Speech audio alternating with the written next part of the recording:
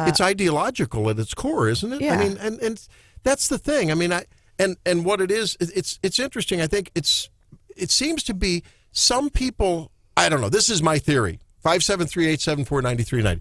This is my theory. Some people are just more emotional when it comes to their politics, and it might be driven by either some inner guilt over their blessings, and they want to, shower the blessings on others. I don't know.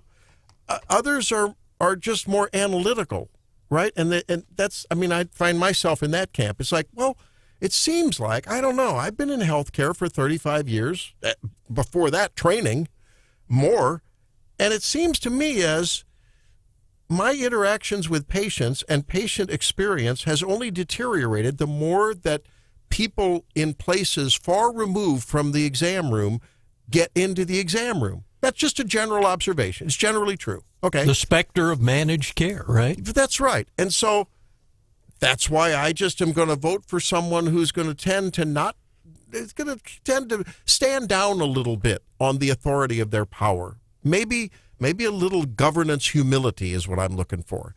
I don't know, in the legal profession, I mean, the justice system is the justice system. I don't know if there's certain rules and regs that drive you crazy, but Mandatory bar dues. Okay, well, what is that? We have to pay the bar every year. Oh, the mandatory certain amount, and then they can use it for fighting political causes potentially that I don't agree with. Right. Okay, there you go. I think people are just want to be there.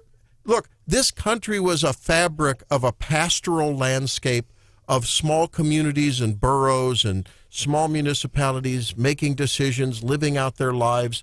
That's where most of the decision-making that affected our lives was centered. And as we've grown more, city-centered, look what happens, And I think maybe there's just something there that resonates. It's something in the American genetics. We just don't like to be told by people that we can't see and touch and talk to and, and stomp our fist and, So like the talk they give on the Founding Fathers and say, it's just a bunch of rich white guys writing up laws to concern themselves, and people forget that the forefathers of the Founding Fathers were people who were basically kicked out of Europe and had to come here to put a life together. That's right. And those Founding Fathers, even though they were, in a sense, a gentry class, a secular aristocracy, right? I mean, not official. They had a humility that was, I think, woven into the Constitution, and especially the Bill of Rights. It's like, hey, we know the dangers.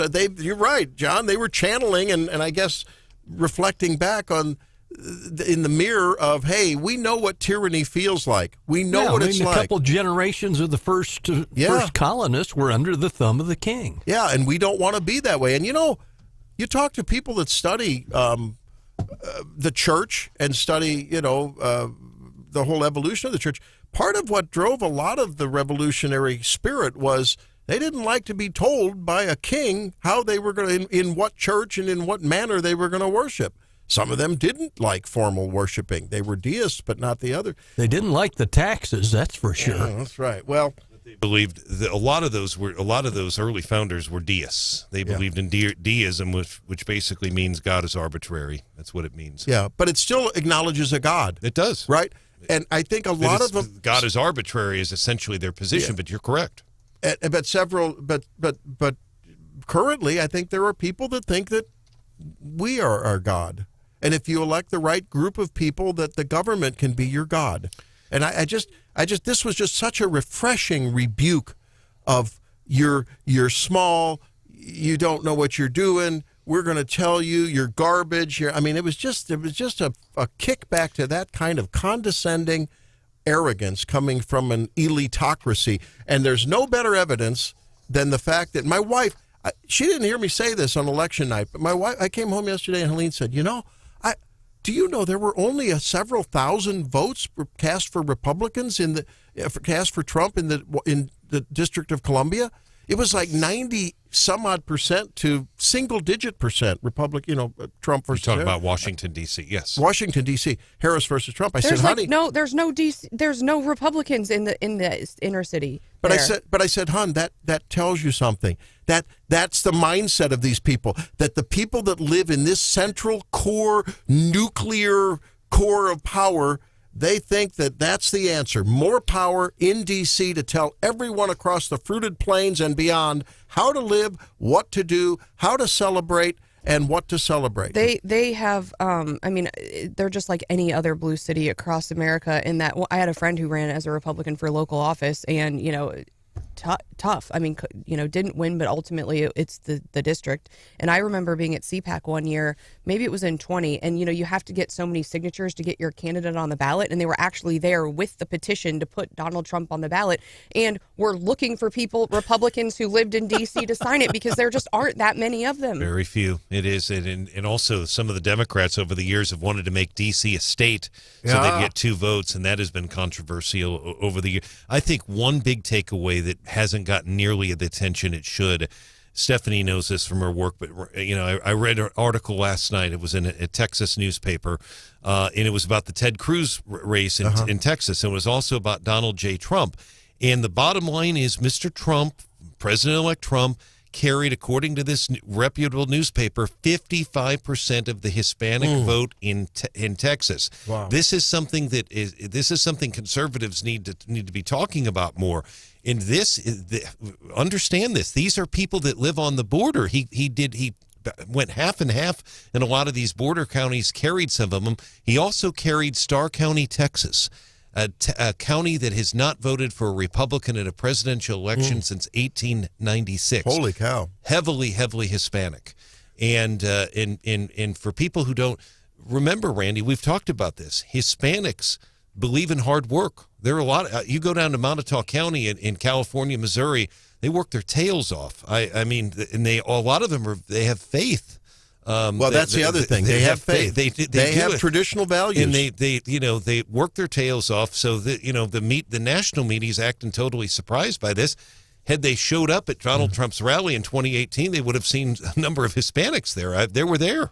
Fox had a piece on Brian that was very similar to that and talked about Trump had numbers of support in Texas that hadn't been seen since since George W. Bush was down that neck of the woods. And he's much more popular with the base than Bush was. Trump is. Trump, you're right about Bush being popular as a former governor, but Trump is basically, I mean, it's completely changed the makeup of the party in terms of demographics. Well, and the makeup of the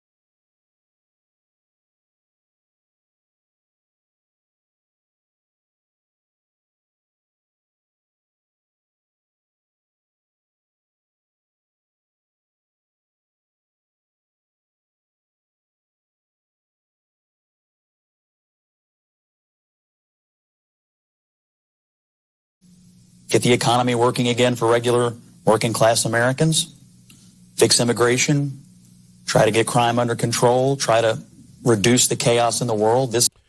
That's Scott Jennings. Here's Stephanie Bell with the Daily DC Rundown. If you haven't seen that full clip, you really should go check it out. I think he was spot on his election coverage. Of course, we've been talking about the Hispanic and Latino vote. And so more data on that. According to Edison Research exit polling, Trump attracted a 14 percentage point swing among that group. Trump won 32% in 2020 and 46% this week. So that's a big deal. Astounding. Also, we are learning what the biggest issue was, and it wasn't immigration for that group, for Latinos. It was inflation. And inflation has hurt us all, and we've been trying to tell people that's the one thing, man, woman, whatever race, we all are affected by inflation, and it really seemed that people who have been affected by inflation got out and voted for Trump. We are also trying to figure out the balance in our U.S. Congress. We officially, Senate Republicans have a 52-seat majority right now. We expect that to go to 54. Man, that would be huge. Yeah. We're still waiting on some results in Pennsylvania and Nevada, where the races are close. But 54 would be a pretty big deal. And then also in the U.S. House, things are neck and neck. There are a lot of races that haven't been called yet. However, Decision Desk is giving Republicans a 90% chance of winning the House. Can you imagine the presidency with the popular vote, the Senate and the House?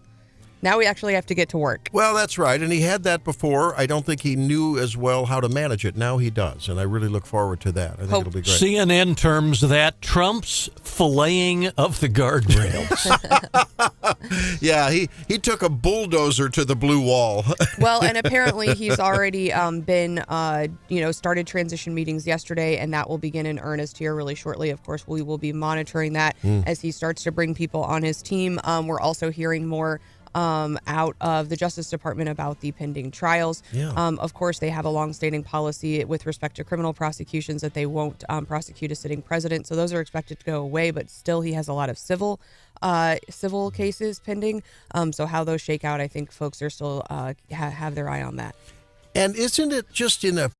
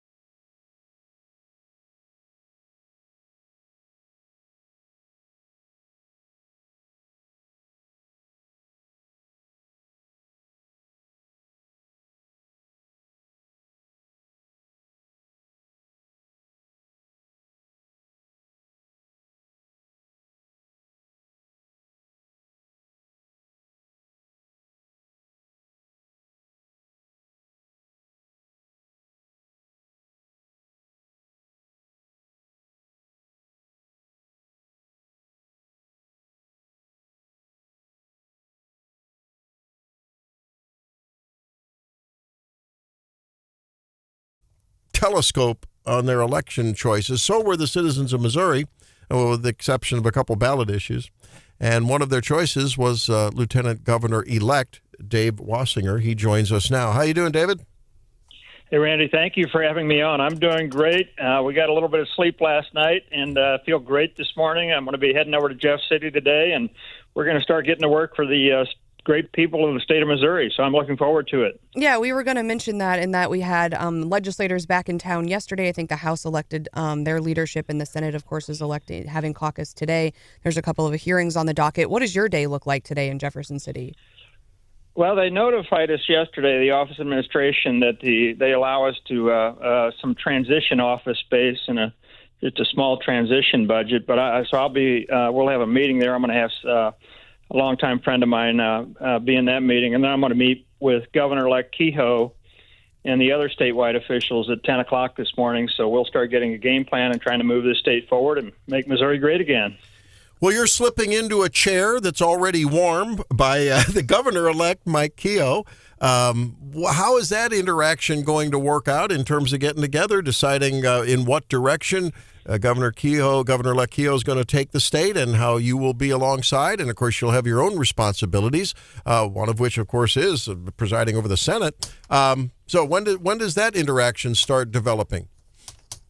You know, the Governor-elect Kehoe reached out to me after I won the primary and has been very gracious, and so far we're getting along great. My wife really likes his wife, Claudia, so we've seen them on the campaign trail. I've been to Jefferson City a couple of times and met with Mike, and Claudia's is always by his side. So, and I just saw Mike last week, when was that? Earlier this week on Monday in Jefferson City at a statewide rally. So far, yeah, Mike Kehoe has been very gracious in terms of trying to get me up to speed on the office. So I think we're going to have a real smooth transition, and I'm looking forward to it. Now, does your wife know how to mend fence? We talked about that with Governor-elect Kehoe yesterday. Apparently an important skill if you're going to be an elected official's wife in Jefferson City. Well, Governor-elect Kehoe introduced me at this campaign event. He introduced me as someone that has a wife that is far better looking than me, far smarter, and far more pleasant to deal with. So he knows how to play the game. All righty. We're talking with Lieutenant Governor-elect David Wasinger on Wake Up Mid-Missouri. When we talked to you on the campaign trail, we talked to you about the whole DEI issue. And I remember when you talked to us, Dave, you said that you wouldn't mind seeing Missouri from an education standpoint on DEI going the way of Florida and eliminating all that. Shortly thereafter, the DEI crew was eliminated at the University of Missouri, where you were a curator. Is that something you're going to pursue in the weeks, days, and months to come? Yeah, I tell you, Moon Choi did a good job eliminating or making a step toward eliminating DEI at the University of Missouri. Obviously, Moon Choi is the president of the university, but I think it goes deeper than that. A few people have reached out to me and said this DEI has infiltrated some of these state agencies. We need to eliminate DEI throughout the state of Missouri.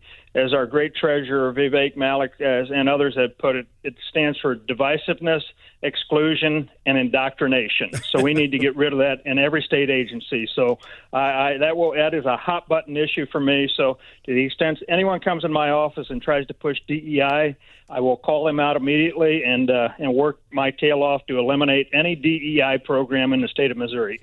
Yeah, our guest here is Dave Wasinger. He is from Hannibal, which is in northeast Missouri, Marion County, the hometown of Mark Twain, and traditionally over the years ago, a very Democratic area. Now votes very Republican, but he wins his election with about 58% of the vote. He mentioned there will be a statewide meeting of the statewide elected office holders who have won. That'll be coming up at 10 o'clock this morning. Congratulations, Dave. I know a lot of our listeners know you served on the UM Board of Curators, and on your website, you write this. I'm going to have you elaborate. You write this. This is before the election. Quote, "Is Lieutenant Governor Dave will take a hammer to the Jefferson City establishment and the career do-nothing politicians." End of quote. Please elaborate. I've made no secret, and I just put out a statement yesterday. For too long, Jefferson City has been controlled by these lobbyists and special interests. I feel that strongly during the campaign. I feel that strongly after being elected, and I intend on calling out these swamp creatures if they're not looking out for the citizens of the state of Missouri. I think D.C. is a swamp, but I think Jefferson City, is not far behind it. We need to move these big conservative items across the finish line. I think the lobbyists and special interests have been a large part of not getting that done. So I intend on working with Missourians and calling these special interests and lobbyists out if we're not getting these big conservative ideas across the finish line. Is there one lobbyist or lobbyist group in particular that you think is working against conservative principles there in Jefferson City that you would name? I hate to broad brush. There are some lobbyists I think that are reputable. But I actually, somebody had reached out to me. One of the more reputable lobbyists reached out to me. He said, I could give you a 3-page, you say swamp, I could give you a 3-page listing of swampy lobbyists. So it's not any particular one. There is a long list of swampy lobbyists in Jefferson City. I'm a conservative outsider. I don't know. I'm going to walk in, wide-eyed with an open mind. But none of these lobbyists and special interests supported me in my campaign in the primary. I just had grassroots support, and I'm not going to be beholden to these lobbyists and special interests once I assume office. So you're basically saying, I think this is significant. This is a big deal, what he just said, especially for KWS listeners. I hope they heard what he said. You're basically telling the establishment, the lobbyists in Jefferson City, you didn't support me, and that the swamp creatures, as you call them, you owe them nothing. Is that correct? I think that would be a fair assessment, Randy. That's exactly right. That's a big deal. Dave, let me try to repackage what I think I heard Americans saying and what I hope self-proclaimed swamp busters like you and the more vocal Freedom Caucus people might consider repackaging it. I'm looking at a quote from our beloved Mark Twain, who, of course, you know a little bit about, being from Hannibal. He said, politicians are a lot like diapers. They should be changed frequently and for the same reasons. And what I'm saying is, it seems as though if you ask people about lobbyists, it depends what the issue is, what interest they have in it, and who they're lobbying for. Senior citizens love lobbyists when they want to, not touch Social Security. Farmers love lobbyists when they want subsidies and crop insurance. I'm just saying. And so I keep thinking that just makes me go back to libertarian foundations of some of my ideology. And isn't that really what a careful, empathetic leader in post-election 2024 should be thinking about? It's like, look, for instance, when it comes to LGBTQ, when it comes to transgender, does Dave Wasinger really intend to, as they are now claiming, it's all over Twitter, that people crying and screaming are women who say, my rights will be taken away. I can't do anything. LGBTQ, leave me alone. You're haters. Shouldn't we be thinking in these times of just saying, look, we've got to just temper our quest for power and dominion over people and the way they think and behave, and provide a modicum of service to protect the people, to provide them a justice system that works, and otherwise pretty much leave them alone. Is that ultimately what you mean when you say, let's get the lobbyists out of there, or not? Well, I'll tell you, I ran as a kind of a Trump candidate. So you've seen what happened with the nationwide presidential election. There is a gap between, let's compare it to Washington, D.C. and electing President Trump. There is a huge bubble in that Washington corridor, all of whom are clueless as to what's going on in Hermann, Missouri, what's going on in Truxton, Missouri, what's going on in Hannibal, Missouri. They were probably caught off guard and surprised and just taken aback by somebody like Donald Trump, who wants to, by his own admission, drain the swamp, and taken aback because there is a huge grassroots movement throughout the country, and that would include in the state of Missouri, that wants change in both Washington, D.C. and Jefferson City. So I was a big supporter of Donald Trump. I'm ecstatic that he wanted presidency. And my job as lieutenant governor, I think, is going to be far easier with President Trump being in office because he and I have the same goals. We both want to drain the swamp, clean things up, and look out for those flyover people that have been ignored, the forgotten people by both Jefferson City and Washington, D.C. over the years. Are there things, though, that like we would want to continue? I mean, we're rebuilding I-70. We've got ample funding for education. We've taken big steps on school choice, huge tax cuts. Certainly the people of Missouri just reelected a conservative majority by, in some instances, 20%. So I think the people would say what's happening in Jeff City's been pretty good and is supported. Well, let's read this. So over the last, and again, nationwide, I don't want to call out Missouri in particular, you could have been governor over the last 4 or 5 years in any of these states, in Nebraska, Missouri, whatever. There has been so much money that Biden, COVID money, this Green New Deal money, that these cities and states have been just swimming in cash. That's going to come to an end. I think Mike Kehoe and I and the state legislature are going to have a rude awakening here in the next, either this budget cycle or the next budget cycle, when all these feel-good programs go by the wayside because this COVID money and all this money that Biden and Harris put into the economy is going to dry up. And I think there's going to be a lot harder decisions. And these lobbyists and special interests that are at the trough, all of who've been challenging for the last 5 or 6 years, I think there are going to be some hard decisions to be made in the next 2 or 3 years. How is leadership in Jefferson City going to manage the loss of jobs that is predicted to happen as a result of mandatory price controls when it comes to minimum wage? That's what it is. It's essentially telling individual businessmen what they will pay, businessmen and women. Many have said, it may or may not come to fruition, that that's just going to result in, the workers that remain getting paid a little more, but you may be some job loss. How are you going to manage that? Well, I think it's a problem in terms of not allowing the market to work. You're seeing what's happening in California, where they raised the minimum wage for these fast food workers to $20 an hour. You've seen the population, of California. People are moving to states because you simply cannot afford to do business in California. So Missouri needs to be aware of that. I've run a business. As you may know, I worked at Hardee's Restaurant when I was growing up, in Hannibal, making $2.64 an hour. There's some dignity for a teenager who's, 17 or 18 years old, outside of the paycheck, having to get up in the morning or at 6 o'clock and start making biscuits at Hardee's Restaurant in Hannibal, or, mopping floors till you're 1 in the morning where you work the midnight shift.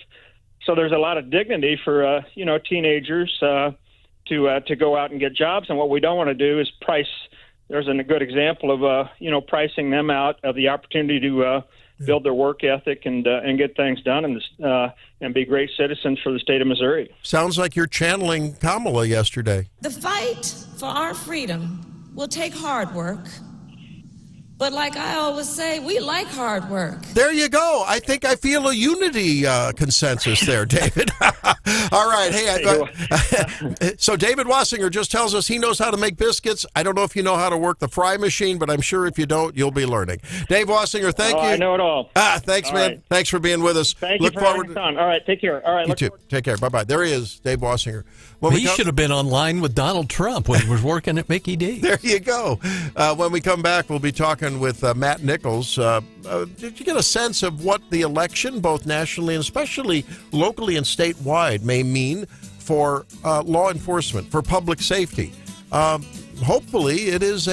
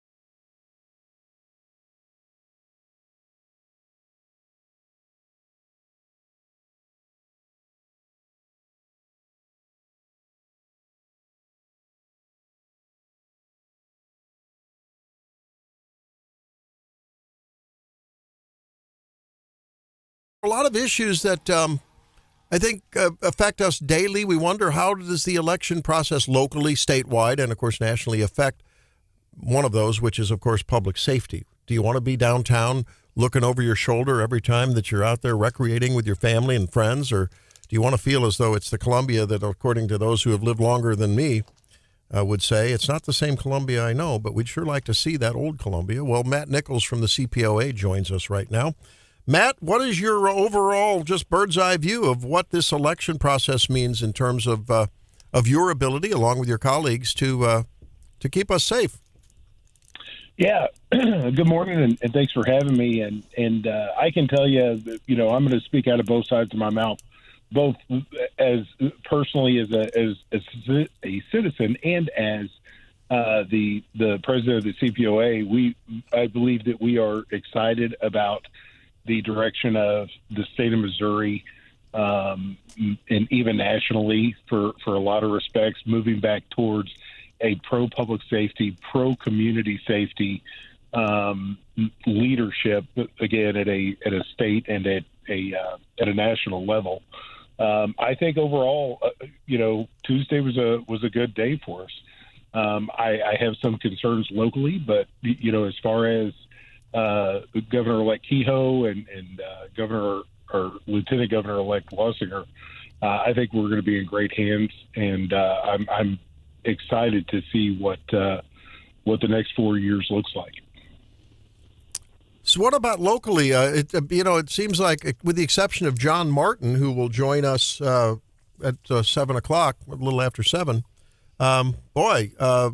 conservatives who tend to be unequivocally pro law and order, support the police, support the sheriff, support the prosecutors. We just didn't see any kind of a move at all. In fact, it was the other direction in Boone County, and Columbia remains that way. What does that tell you?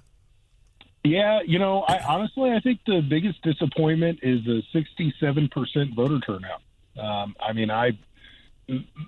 I conservatively was thinking that we were going to see 70 plus. And to see such a low number is really disappointing. I'm going to be really curious to see some of the studies that come out of this and try and figure out, that last 33%, who was it? Was it farmers? Was it, business people? Who and where were they? Why didn't they show up? All right. Well, Matt Nichols, we thank you. And again, a tip of the Wake Up Mid-Missouri hat to you and all of the great officers there in Columbia. Thanks so much, friend. Thank you. All right. There he is, Matt Nichols. And, of course, I'm sure he'll have more to say as things unfold in these surroundings. When we come back, John Martin. Stay tuned.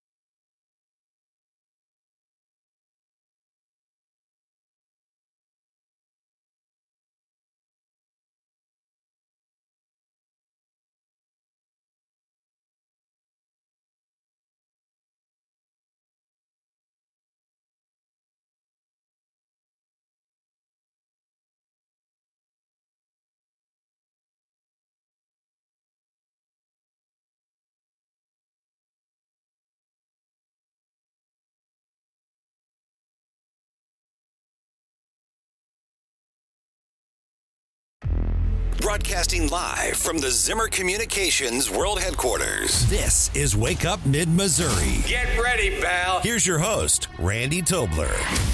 Welcome back into Wake Up Mid-Missouri. If you're out on the roads or preparing to do so, well, I don't have to tell if you're out there that in many places in Mid-Missouri, the fog is thick as soup. So be very, very careful. Boy, someone in front of you can just come up, you can come up on them like nothing. So be careful.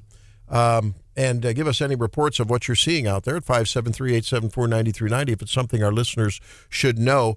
Joining us now is Representative-elect for the 44th District in Missouri, right here in part of Boone County and beyond, John Martin. He joins us now. How you doing, John? I'm doing well, Randy. Thank you. So are you elated, floating on cloud nine, probably hard to sleep Tuesday night, maybe even last night, huh?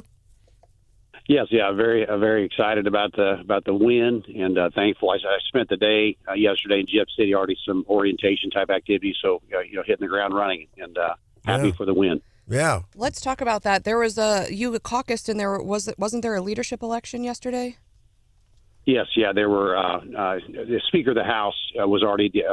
They elect them, like a year advance. But the majority floor leaders and the whips and things like that were elected yesterday. Yes, there were like 5 or 6 positions. So John Patterson is going to be the Speaker. Is that correct? Yeah, Dr. Patterson. Yeah, that was already selected, I think, a year or so ago. So he's ready to go. But then the other, majority floor leaders, things like that, were all selected yesterday. Okay, sounds good. Give us a little bit of a peek behind the curtain. What does an incoming freshman representative in Jeff City go through? What does it look like? Give us a little virtual tour of that experience yesterday. Right. Yeah, just some of the initial, how to conduct yourself on the floor, how to present bills, things like that. But main thing I'm looking at is just, talking to some of the senior reps that have been there for several terms about some of the priorities that they have and ways that I can join in and hit the ground running with good legislation, things that we need to get across the finish line. Are you given the impression that you can have a voice as a newbie? Or is it basically that first year, sort of, stand down, co-sponsor a couple things, or can you actually make a difference for agenda items of yours? Well, they present a good platform from the standpoint of people building relationships with one another. So yeah, it's definitely a learning curve, and you definitely come in and as a freshman, and there's things to learn. But you definitely want to jump in, and there's an openness there of some of the ideas of agendas we need to push forward to work together and get it done. John, I know we joke with you on the campaign trail, sort of like we joke with Senator Bernstetter, who owns a pest control company. You with pro pumping and hydrojetting, you joke with us and said you'd be the guy to clean up things in the legislature. Exactly. I mean, just yesterday alone, I had 2 pump trucks in Jeff City. Working on some restaurants, grease traps. Like I said in the past, if I need to swing one by the Capitol and get some things pumped out of there, we can do it. So yeah, that's definitely possible. We can do it. Talking about the learning curve and getting your feet wet and jumping in. Is there some kind of a mentoring, you have if you're the apprentice, there's an accomplished representative been there for a while, and they sort of assigned to one, or do those relationships just develop organically? It looks like from yesterday, just more organically. I know they talked about the seating arrangements, and they'll place us, on the House floor with more senior members next to us at the same seat, same table, things like that. So those more of an informal is what I'm gathering, but definitely like the caucus chairmen, things like that. They present themselves as open door, come in, ask questions, you have questions about this or that. So that's a good. They've got a good plan there for incoming people to get their feet. Get on the ground running. Now, have you established an office with an assistant, staff of some sorts? What kind of support structure do you have?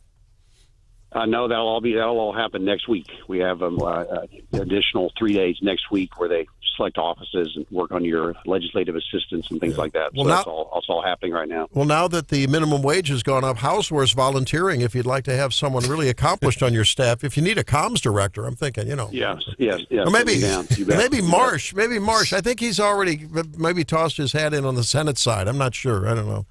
No, talking to Keel's people. Again, John Martin is our guest. John is a state representative. These guys don't like it when I joke around those kind of things, John, but everyone knows I'm joking. Oh, it's all good. It's all good, Randy. We appreciate it. John Martin is our guest. He is the owner of Pro Pumping and Hydrogenning, well-known businessman in Columbia and Boone County, and he is a state representative-elect right now, defeating Dave Rathel in the election. Dave, let's talk about the race itself. You ran against a man named Dave Rathel, Democrat. I interviewed both of you for multiple stories. How was the campaign in terms of, was it negative, positive, and have you had a chance to talk to Mr. Rathel after the election? Did he call to concede or congratulate you? No, he did not call to concede or congratulate. The overall tone of the election for the general was very positive. We had our agendas, and we're marching out there in our campaign and meeting people. So it was overall, I think, a positive campaign. Very clear differences between us as far as on our different views of things, and so I think there was a very clear vote. I was happy for a very strong, vote. It's a very strong mandate. I was going to mention, I know. I wish we had other Republicans that could have got across the finish line, but I know that I'm the single Republican, representative down at the General Assembly. So I want to take that very seriously. I'm thankful for the opportunity, to serve the 44th, but also know that I'll represent, a lot of conservative ideas all across our county as well. So I take that seriously. Representative, when we talked to Governor-elect Keogh yesterday, he's been a big proponent of raises and better benefits for state government workers. I mean, with Columbia, you've got the university and the university healthcare system. You've got 14,000 state workers in Jefferson City and all. Where do you come down on working for those folks, trying to get them a pay raise again this coming year? Sure, John. I'm supportive of that in the sense of let's look at other areas of government that can be trimmed. I'm not a person that wants to just start expanding government and grow this, but I do know as a business owner, you got to take care of your employees. And so whether it be our MoDOT engineers that are working on I-70 or other workers in our prisons, things like that are doing, very important work.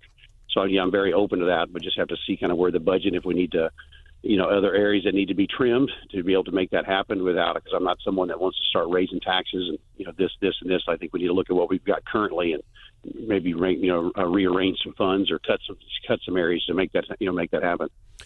All right. Well, before we cut you loose, what do you project might be the first bill that John Martin places into contention there at some committee level?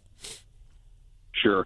Honestly, let me mention two. I know even yesterday there's already strong talk about that the continued need for the IP reform. We saw it obviously with Amendment 3 and other amendments that passed, and so there's already a strong. I know that it hasn't crossed the finish line, but I think we've got to stay at that, Randy. Yeah. Because there's outside groups, outside groups that are spending a ton of money. You talk about like the minimum wage. I mean, what's going to stop somebody to say, okay, we're going to, from California, we're going to, we want the minimum wage to be $30 in Missouri, and they get it passed. We got to get the threshold up. We got to get it up like Florida. Okay, John, let me ask you something that has been on my mind ever since this constitutional amendment number 3 was placed on the ballot and passed. As a pro-life guy who's done a fair amount of OBGYN in his life, no longer delivering babies, doing general medicine now, but I wonder, does that inform? You're a staunch conservative. You're a traditional values guy. I mean, I think everyone honors John Martin that knows him ideologically. Do you think that there can be an overstep when zealots in a party on a certain issue push through a bill that is at risk of getting a staunch and actually contravening edict to push back? That happened with Amendment 3, right? I mean, I think the bill, we had the harshest anti-abortion bill, the most Loctite, airtight anti-abortion bill in the whole nation. And I remember at the time talking with legislators saying, like, are you sure you want to do this? There's going to be pushback on this. We may get exactly the opposite of what you want. It came to be true. So what does that tell you as far as really hard right, all the way right, 100% right bills in the absence of IP reform? What's that tell you? No, I understand. Yeah, I think. Obviously, on the campaign trail, there was that confusion out there regarding like doctors and the and the life of the mother, where there are provisions in there for that to take place and things like that, and so that needs to be very clear. Any kind of future work that's done on that to make sure those type of ideas are clear. But at the same time, though, protecting innocent life, we need to protect life. Yeah. But then there's provisions for the doctors to feel that they don't have the liability to. Yeah, but that could apply. That could apply to any legislation, right? I'm getting at the larger question. Yes, you're right. No, I agree that it has to be really evaluated and see the long-term consequences of things. I'm not asking to be right. I'm just saying, is the enemy of better best sometimes? It could be. I mean, if you're thinking of economic terms and things like that, sure. But then also that's definitely a possibility. Yeah. All right. Well, we'll have to see where it goes. I think that as a prelude to some ongoing discussions, there was a lot of things that didn't get done because some were just absolutely. Some in the Republican caucus were absolutely dug in. They would not negotiate. Scott Fauns talked about it. He says sometimes if we have a, quote, more moderate, if you will, that's my words, not his, supermajority, get some stuff actually done, Right. Yeah, and I would draw a line as far as on. I mean, there's economic, there's other ideas and things like that. But then also you've got the best way we can protect life, because that's a very important part of obviously of government, protecting innocent life, and way to do that the right way. Very good. Well, John Martin, Representative-elect from District 44, right here in Mid-Mo. We really look forward to your great success as you take over there in that chair. Thanks so much, my friend. Appreciate it. Thanks, Randy. Have a good day. Thank you, John. And he asked a question there at the end. He said, what would stop someone from coming in? He asked this question, what would stop somebody from coming in from California or wherever and putting a wage proposal on the ballot to make the minimum wage $30 an hour? Let me answer that question for you folks. Nothing. The answer is nothing. It would pass. If they put that on the ballot right now, it would pass. It would probably pass in Republican counties. I think this is there's this repetitive theme on the left of we're just going to ram. It started with Obamacare federally. We've seen it in other issues. We've got the power. We're going to ram it through, whether you like it or not. We don't care what you say. And they forget. Harry Reid with federal judiciary, right?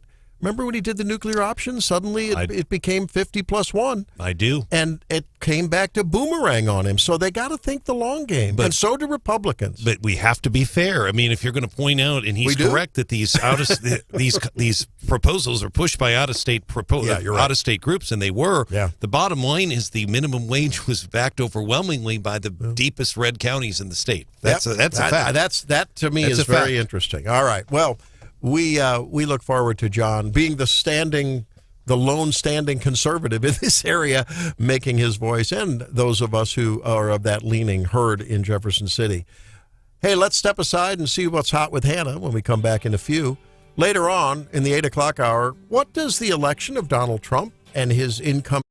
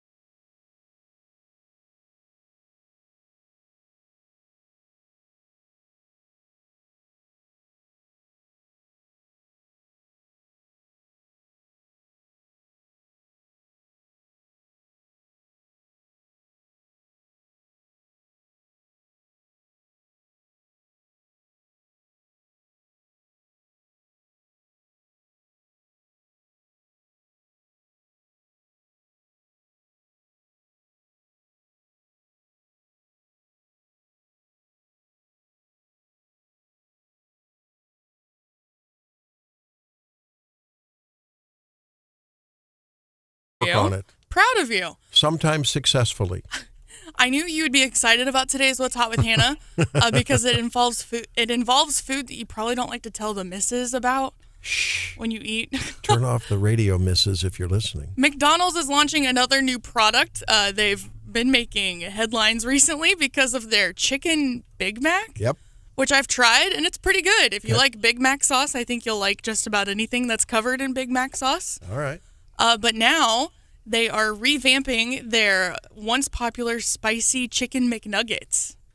Oh, spicy ones. Yeah, so they have a little bit of an orange tint to them.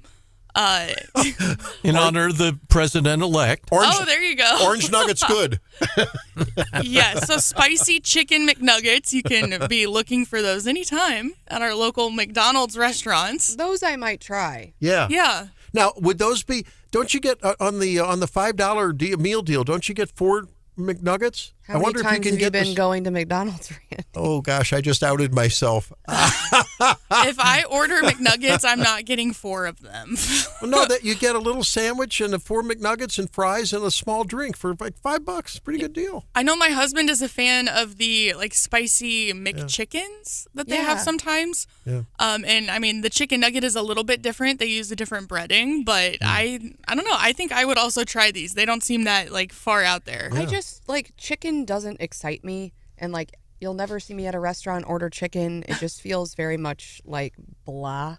Or ranch dressing. Or ranch dressing. But I'm just amazed because, of course, Jefferson City just opened a Cane's.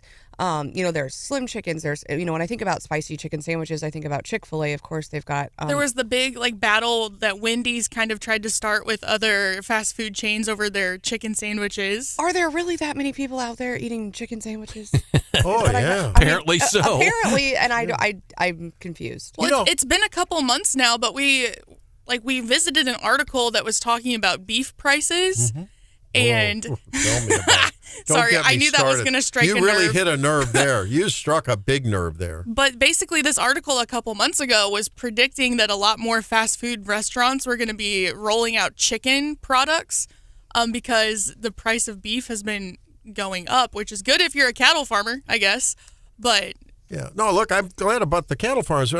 Yesterday, on a whim, I said, Hon, why don't we celebrate the big victory? I got some old wine, been there for 20 years. Let's break that open. Let's have a steak. No steak in the freezer, just deer meat and stuff. So she goes to buy a steak and she comes home. I'm ready to put the steak out, let it sit out, season it before. It was maybe a 12 ounce ribeye. And I happened to look at the package, which made me want to drink very heavily, but I didn't. $14.50 for one steak. So he comes in $1 an ounce. He comes in this morning and he's talking about this. He's very upset. He goes, "Guess how much this one steak was?" And I almost nailed it. And he goes, You did. "Oh, well, is that not that outrageous to you?" I mean, it was a great steak. Don't get me wrong. But I mean, I thought, wow, where have I haven't shopped in a while. And if you went to a restaurant, it'd probably be what, $60 maybe? I don't know. It's a ribeye. I don't know. I think for that price, you probably should have just gone to Steele's Fine Custom Meats. I think so. And gotten. Well, but that's, if you're in Jefferson City, that's great. But we're not. Worth the trip.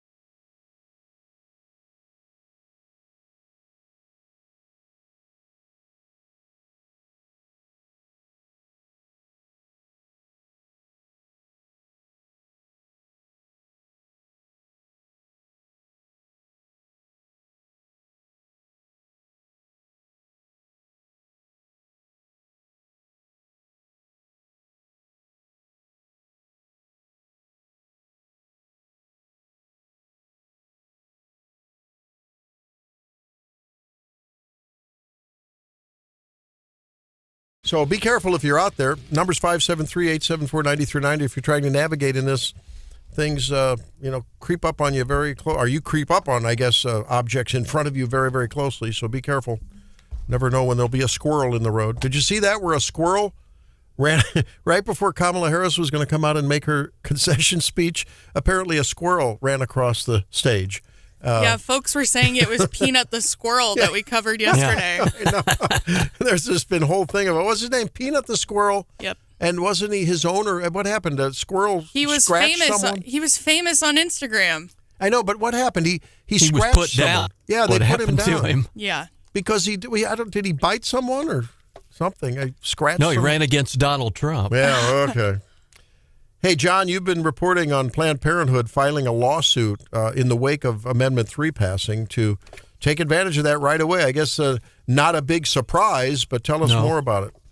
Well, the lawsuit asking the court to set a schedule that would allow Planned Parenthood to start providing what they call surgical and medical abortions on December 5th.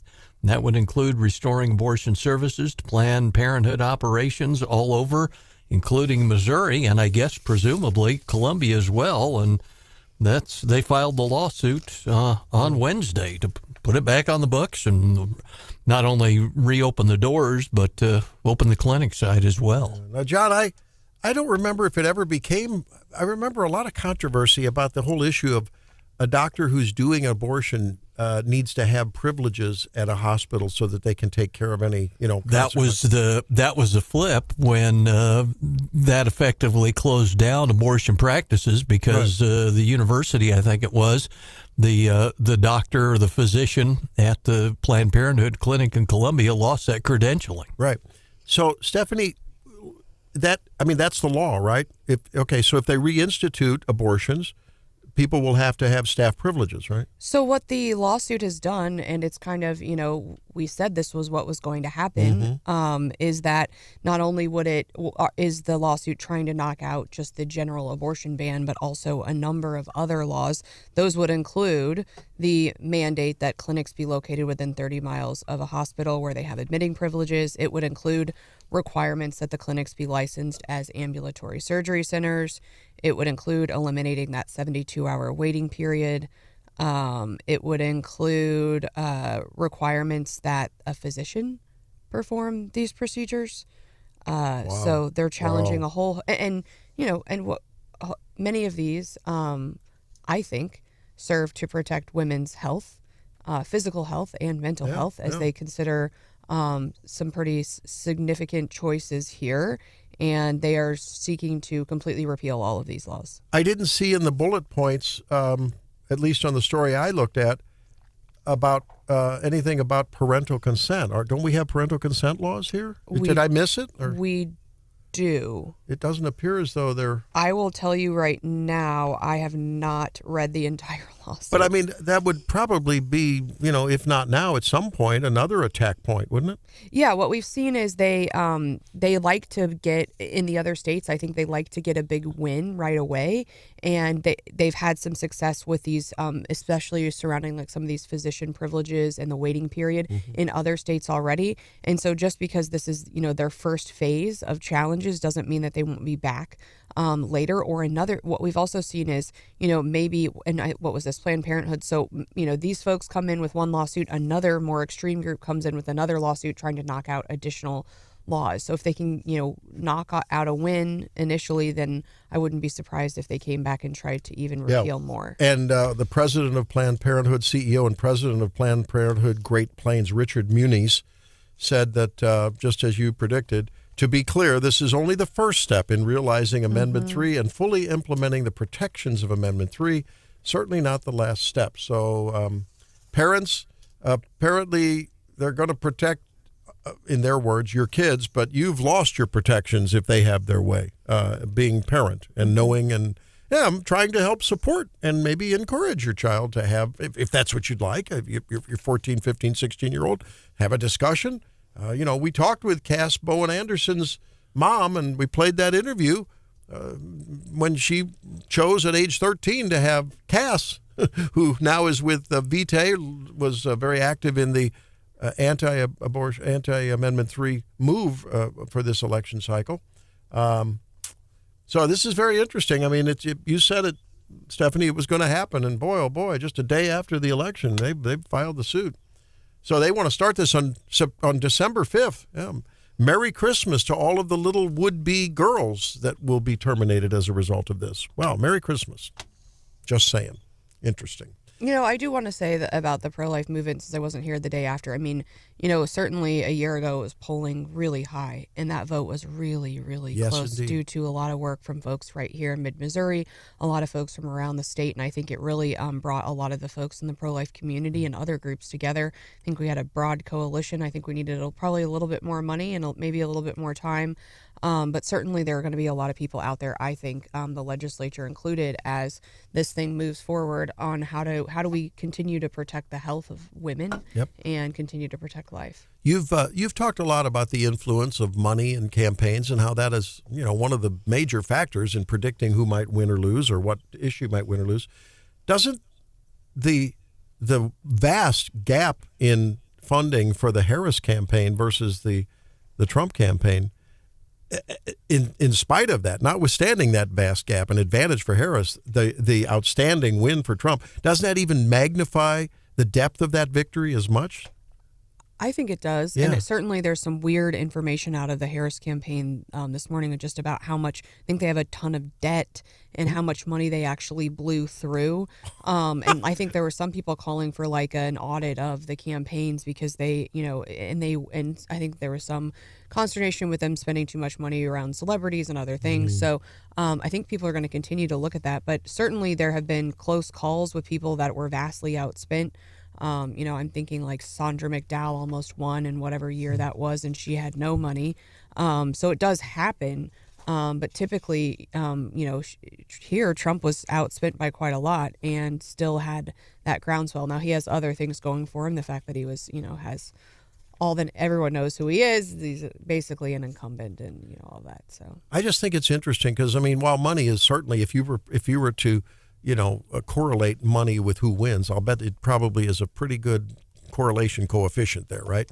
But it's not always. And I think when it turns out to be that the money doesn't win, that speaks to the power of the winning side, you know, and to what, you know, how much people believe in their positions or the particular ballot issue. Yeah, and I think, I mean, I also think like just because you have a lot of money, you know, doesn't mean you're going to necessarily win. I think sometimes, you know, so is it correlation or causation, right? And so I think in a lot of ways it's easier for people to raise money when they have coalitions of a lot of groups that are supporting them, right?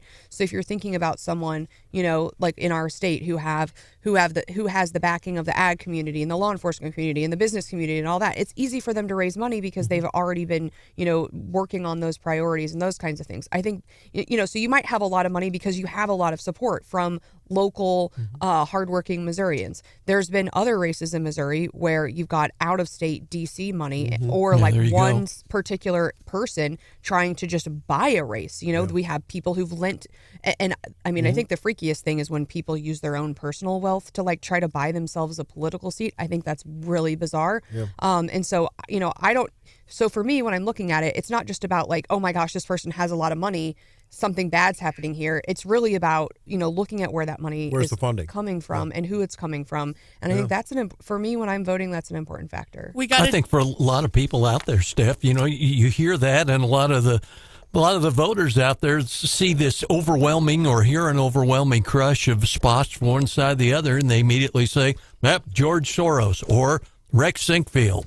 And that's where they leave it. They make a lot of assumptions, but I think I saw a graph many years ago, and I think it's probably, I think the needles moved just a little bit, but it was something like Americans spend like 7 times as much on Halloween decorations as they do on money in politics. So in the grand scheme of bedfellows, you know, we talk a lot about money in politics, but in the grand scheme of things in our, you know, total economy, it really is not that much money. In Missouri, I think the really interesting part was, you know, this with all the amendments, I think between the casino measures and abortion, like I think this will be the most expensive on the issue side that we've ever seen before, by far. And I wonder if that will continue or not. I mean, it's the numbers when, you know, the final tallies come in, it's going to be astronomical. We have Donnie texting us at 874-9390 asking if an amendment to the Constitution to the state's constitution can be repealed? It can be by another constitutional amendment. So many people will remember Clean Missouri and Cleaner Missouri. And so and there's two ways to do that. The legislature could refer a measure, like they did, for example, with the police funding that failed, or, someone could go out and collect signatures and put that on the ballot. Both of those, again, especially the initiative petition side, can be pretty costly endeavors. And certainly the next time that you would be able to put an initiative on the ballot is 2 years from now. Really? Yeah. And so we're on a 2-year as far as the initiative election cycle goes. Yeah. Yeah, and so there is some precedent for replacing an amendment with another one, but not repealing. I mean, you couldn't just say, "Hey, you could repeal it because you say that's my amendment. My amendment is one line. I'm repealing Amendment 3." Well, it would be bracketed. Technically, you would bracket out all the language that you put in, and it would be a total repeal. But yes, you could repeal it. A lot of times, it's just kind of an edit. I would ask you to do the formality of the language so that the Supreme Court didn't keep it off the ballot. But I mean, No, obviously, that's right. I mean, it's there's technicality. super early, and Denny Hoskins, are you listening? It's super early, and I have no inside knowledge. But if I had to, if I looked in my crystal ball, what I would think is you would not see a total repeal of that. In just that would be a revote of what we just voted. And so I would think that someone with a more nuanced or moderate position might come in with a proposal that maybe they think that the majority of Missourians actually do support. Yeah, something that would resonate with the consensus. Yeah, makes. And I know there were several, common sense idea. Well, there were several calls yesterday, and I haven't had the opportunity to delve into them, but I know there are people who are in that position in the legislature who are already making comments about where we go from here. I think that's a conversation we're going to as Missourians we're going to continue to have over the next couple months. By the way, Stephanie, we got another text at 874-9390. Listener Scott is asking what state you're in this morning. Oh gosh. Okay, I'm in Missouri. Ugh. Here I am.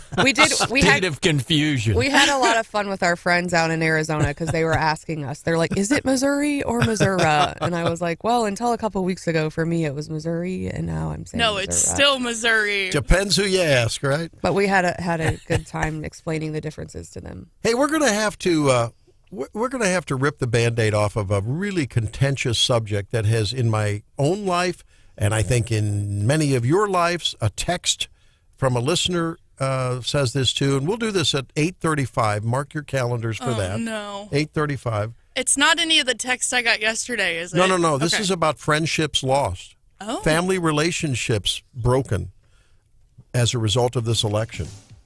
There's Happy Thanksgiving. I mean, it's really ugly. I mean, it's really ugly, the stuff going around on people's personal messages.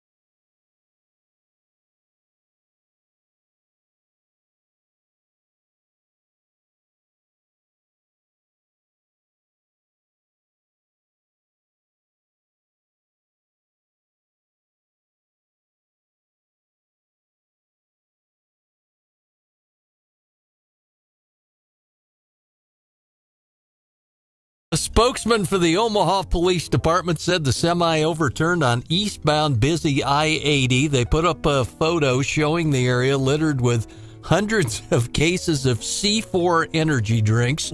They interviewed the spokesman. He told TV traffic is starting to pick up. But he said with our officers drinking the leftovers, it should go pretty quickly. Not to be outdone, commuters on a busy Massachusetts road on Election Day faced a stinky situation when 2 portable toilets fell off the back of a truck. As I try to get my iPad fired back up, truck failed to clear a low bridge on Massachusetts Avenue in Cambridge, knocking the 2 porty potties off into the road. They said the truck drove off, but he returned about 20 minutes later to collect his smelly cargo. And now one cop, a smart aleck cop, is on paid leave after telling the TV crew it reminded him of the Harris Walls rally he had to work in Cambridge a couple of weeks ago. Ouch. Okay. Now you know the rest of that story. All righty then. And of course, quietly, he's probably getting cheers from most of his colleagues, right? But yeah, maybe send him off to Omaha and make him police up the rest of the C4 energy drinks. Oh, man. Man, my heart breaks for all those innocent energy drinks that were lost in the wreck. Expensive energy drinks. And the carnage.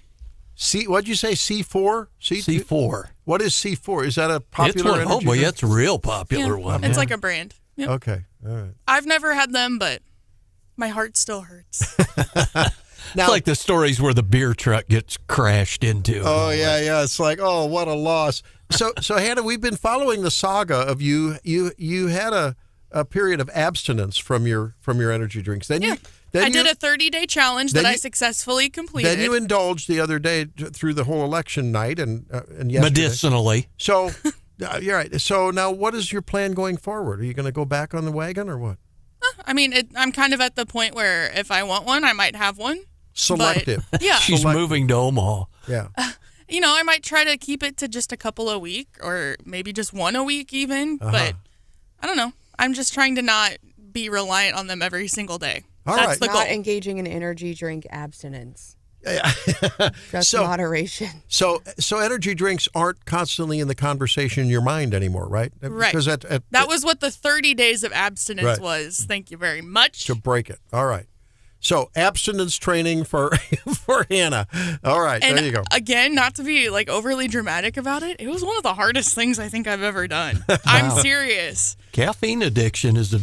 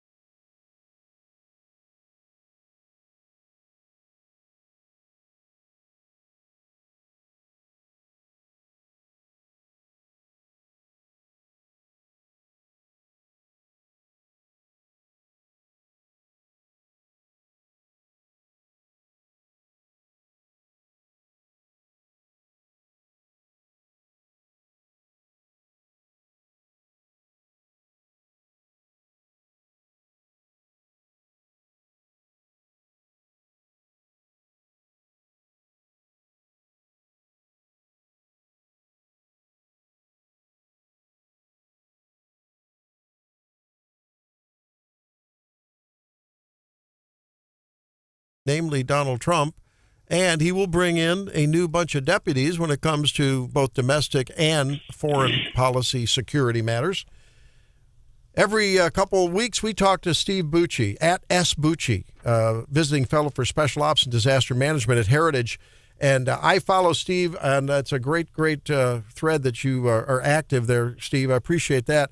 Welcome aboard. Are you feeling that a little safer this today, or do we have to wait for January and the inauguration? No, I'm feeling really good about what happened. I mean, it was better than I anticipated, and I think probably even better than President Trump anticipated. But it says something about the American people that they basically told the Obama camp, that the Biden-Harris camp, that enough's enough. We don't really agree with your policies and your perspective on how this country should be run, and giving you way more than a fair shake at it. And now we're saying not no, but heck no. And, you know, they kind of took the country back. And, I mean, the left is just beside themselves. They cannot believe that their ideas have been repudiated this sharply and this broadly, as was shown on Election Day. It appears as though the echo chamber in their minds has left them deaf, doesn't it?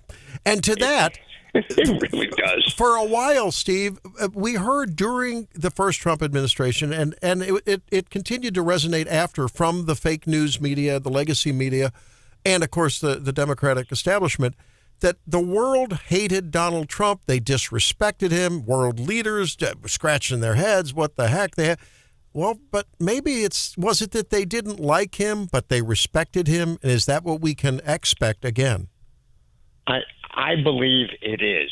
You know, that Donald Trump was far more consistent, even though the left tried to portray him as unhinged and delusional and maybe getting too old. You know, they should have applied that lens to Biden a little sooner, I think, because the rest of us could see it and did see it. But I believe the world leaders, in the same way the stock market responded just incredibly after when it was really sure and the final counts were coming in on the last few states, and the stock market went crazy yesterday. Just incredible rebound that we haven't seen in a long, long time. That doesn't mean it's going to stay up there. Don't get me wrong, but it's a signal. And I think the world is going to respond in a similar way. There's a lot of people out there, allies and friends, who don't agree with everything President Trump wants to do or the way he does it. But they will know that the waffling back and forth thing that's been going on for the last 4 years, and the uncertainty on the part of our allies and friends as to which America is going to show up on a given day in the White House is done. That they are going to know what's going to happen. They may not like it all, but they will go with it because that allows them then to adjust their plans. And I think our alliances, they're not going to get torn apart. They tried to say that was going to happen the last Trump administration, and it didn't happen. When Trump made demands on our allies that, if you looked at it with a reasonable eye, said, yeah, that's kind of, all right, you guys are paying for most of it, us, being America. We need to pay our fair share too. And they actually did. The old diplomatic soft shoe routine wasn't working. It had never really worked. Trump's harder stand did. And frankly, the response that Europe had to Putin's invasion of Ukraine during the Biden administration was enabled by the improvements that were made based on Trump's demands of our allies to increase their spending and increase their preparedness. That he needs to be given credit for that. And I think you will see similar things like that going forward. Even our adversaries, they can at least go, okay, well, if we got plans, we need to understand this is how this guy's going to respond. It isn't going to be, okay, send us a delegation, we'll give you a check for a couple of $1 million and we'll be buddies. Trump is going to decide what works in America's interests, and the rest of the world is going to have to adjust around that fact. And I'm okay with that. And I think clearly a bit more than 50% of the country agree with me. Colonel, in that regard, I know a two-part question. Donald Trump he even said on the campaign trail that he's had a good relationship with Chinese President Xi, and they've had some pretty strong maneuvers, getting very close to Taiwan, a big presence in the South China Sea. Now he's threatening tariffs as high as 60%. First part of the question, where are we at with China? And the second part is, what are you hearing in the pipeline about a potential Secretary of Defense? Well, the first question, look, I think Trump is going to deal with Xi pretty effectively. I believe he did during his first administration, and I think he'll do it again.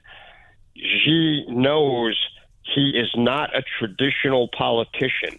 The other means of influence, which for the Chinese is bribery, threats, all that kind of stuff, they're pretty hardcore players on the international stage, and they work every lever they can find in our leaders. Trump doesn't have as many levers as somebody like Joe Biden had. And so they're going to have to adjust. And I think in the long run, that will benefit the United States for sure, but will also benefit other allies and friends that are around China.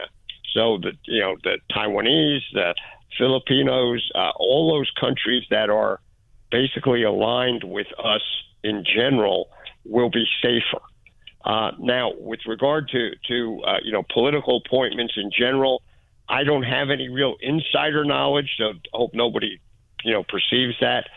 I think a great choice for the Secretary of Defense would be Mike Pompeo. I consider Mike a friend. I got to know him when he was a congressman and I was working at Heritage, and he just was a phenomenal director for CIA, so he understands the intel community. He was masterful, probably the best cabinet official that Trump had when he was the Secretary of State. And I think this time it would be good to leverage his military background and put him in charge of what is the most complex department we have in our government, which is the Department of Defense. I think he would be a great choice there. He clearly can work with Trump. He's done it before, and I think that would be a great choice there. I'll throw another one out there, and some of the listeners are going to go, "Oh, we can't do that." Well, I think we could. Would be Nikki Haley, not for defense. I think she would be a perfect choice for the Department of State. Mm-hmm. I hope her differences from the campaign trail with President Trump, not like a never Trumper. She didn't do that. She didn't play it that way. And once she dropped from the running and Trump became the candidate, she supported Trump. So I hope that they can work, because she was probably the best UN ambassador we've ever had. And I think she would be a really, really fine Secretary of State who could work with Trump and could work with the rest of the world.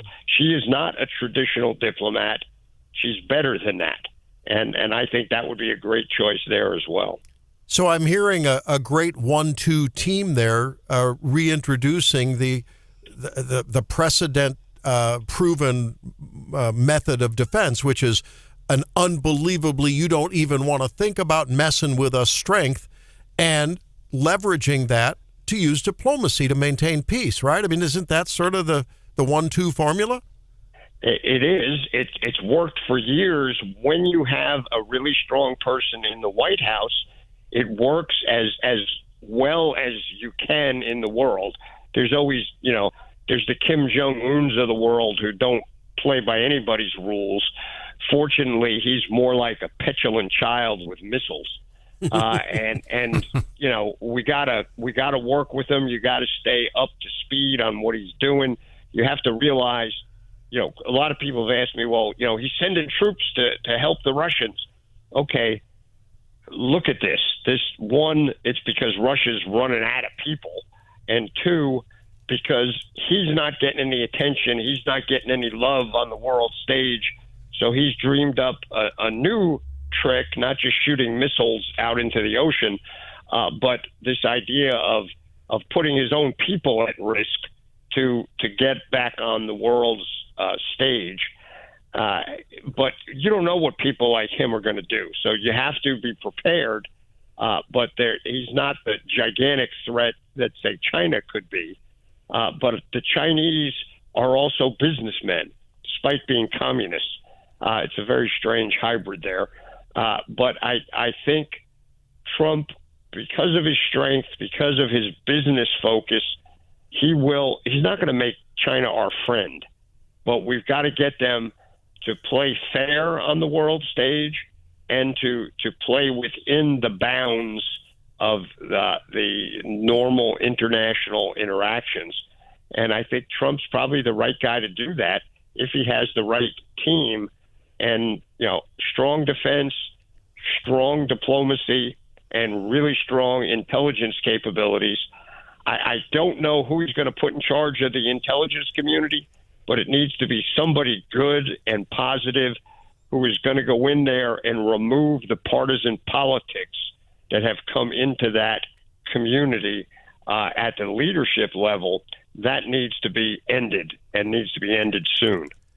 I have less than a minute, but I have to ask you, as a commander of the 3rd Battalion and as a Special Forces retired colonel in the Army, you led deployments. You've served as an Assistant Defense Secretary to Donald Rumsfeld.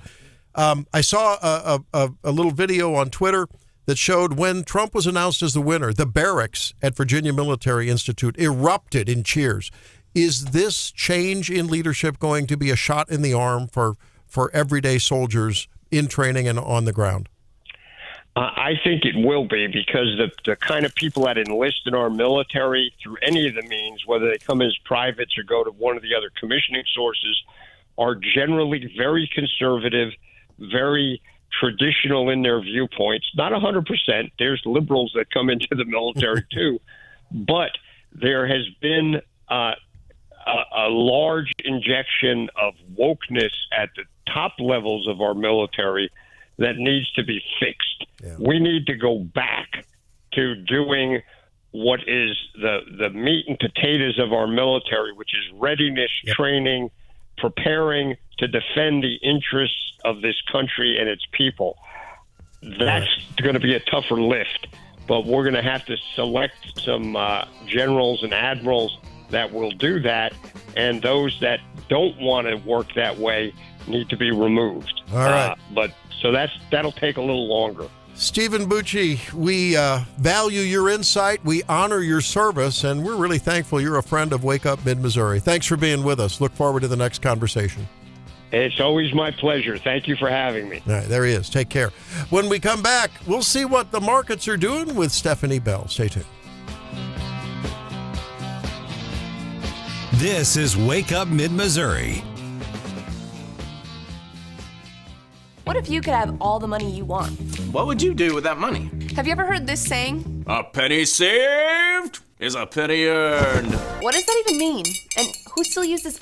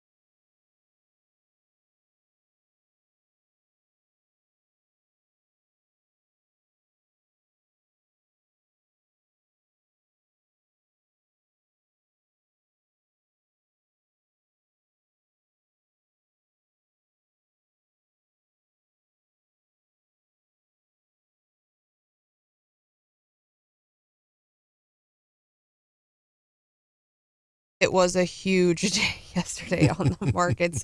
Today would be a good day to check your portfolio.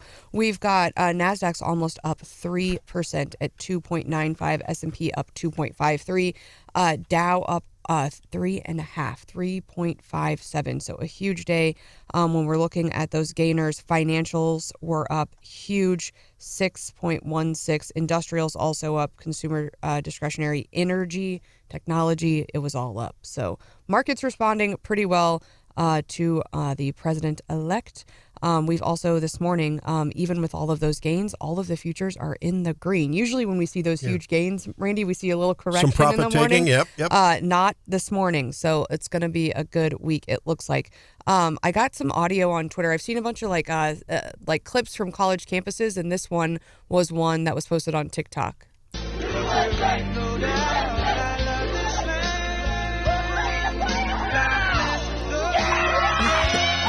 So it's a big group of college kids, and at the end you hear this kid say, "Who's ready to buy a house?"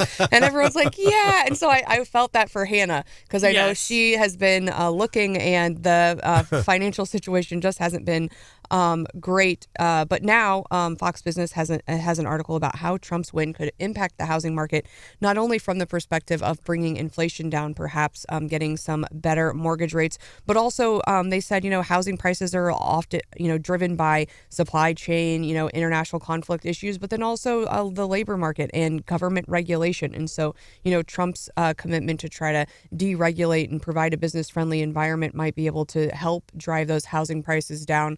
And so I think about, the young people, what we know really showed up for Trump. Young men really showed up for Trump. And if you think about, what are they thinking about? I think there's a lot of people in Hannah's position and perhaps younger who are like, yeah, I thought this is what I did. I graduated college. Yeah. I have a good job. I should be able to buy a house. Why can't I buy a house? Yeah. And as we said yesterday, I remember now, it just resonated with me all day. Hannah is so happy for the young men that have, been so denigrated for so long. Right, Hannah? I'm not going there again. Nope. I think the young men and the women... That's what happens. You guys tell me to share my opinion, and I share it, and it doesn't go well. Well, that's it for the market report. But what we can say is, Stephanie,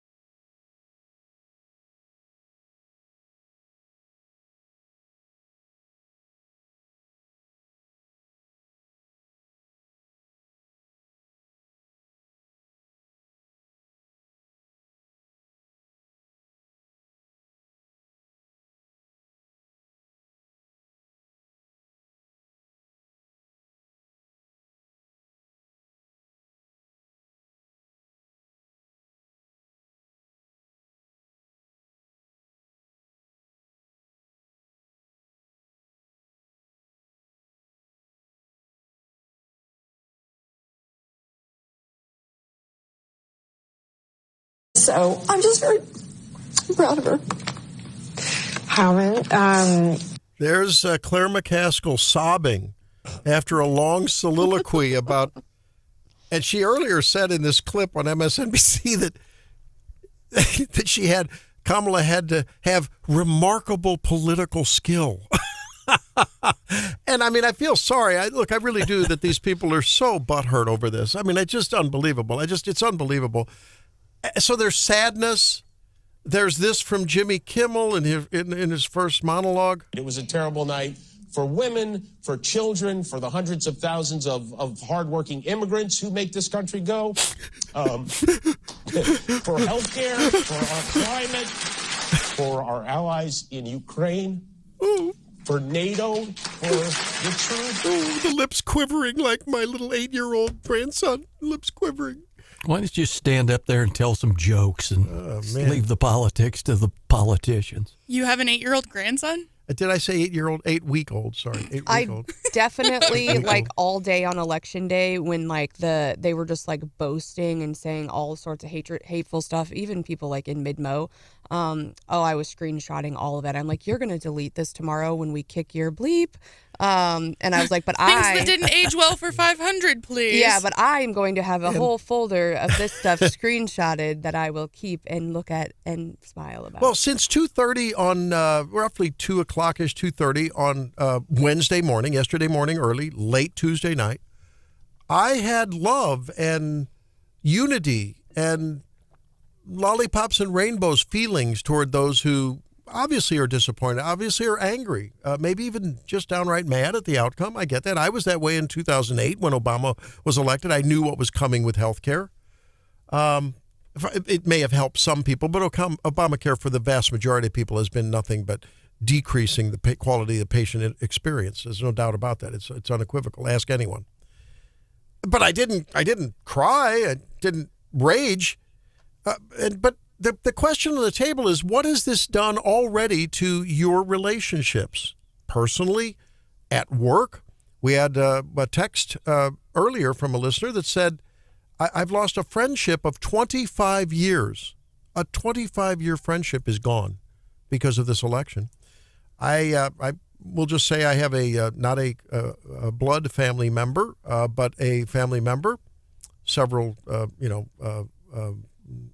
issues away, reposted this. If you voted for Trump, we cannot be friends. I don't feel safe around you. I can no longer associate with you because you voted against me and the people I love. You cannot say it was the price of eggs or bread, but I'll never feel safe around you now. You voted for hate, misogyny, racism, xenophobia, homophobia, transphobia. You voted for a fascist. You voted against our repro rights. You voted for Project 2025. You voted against my students in public schools. You voted against labor unions. You voted against fighting for safety against violence. You gave up on our future with your vote. I'll keep on fighting, but I'll never forgive you for what you did. Hannah, there's some angry, hateful, hysterical stuff going on Twitter, too. And this is not your family member, to be clear. No.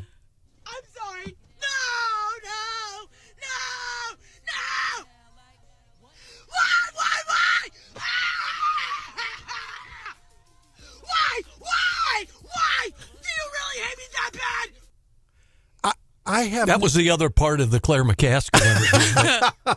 Now, look, one of my friends yesterday gave her a new name, and I can't unhear it. They called her Timu Hillary.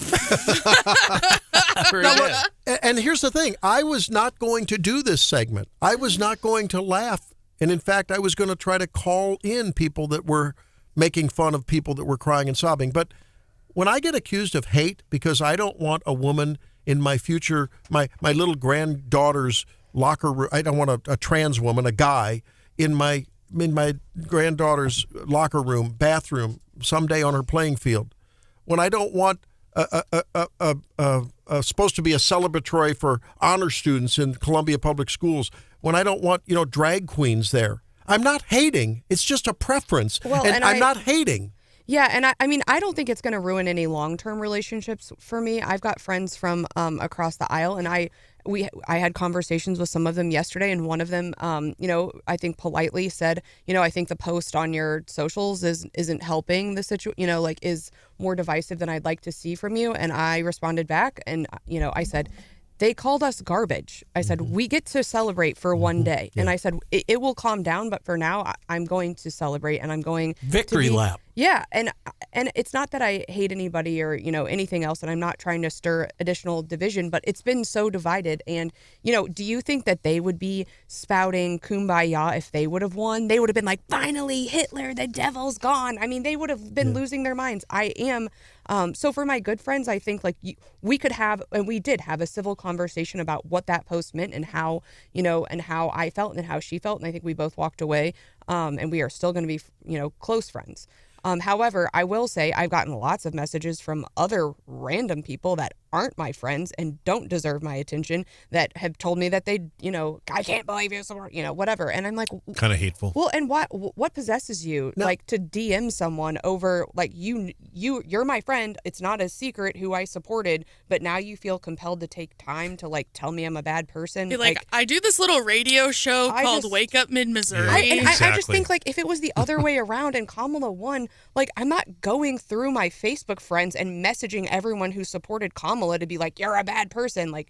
Go post whatever you want on your wall, but leave me the hell alone. I understand. As I read a text from 573-881-1118, I think about the times I've criticized Donald Trump for name-calling people low IQ. I think that's not helpful. I've said it. But yet 573-881-1118 and others, what are you going to whine about next? Very tired of your negativity.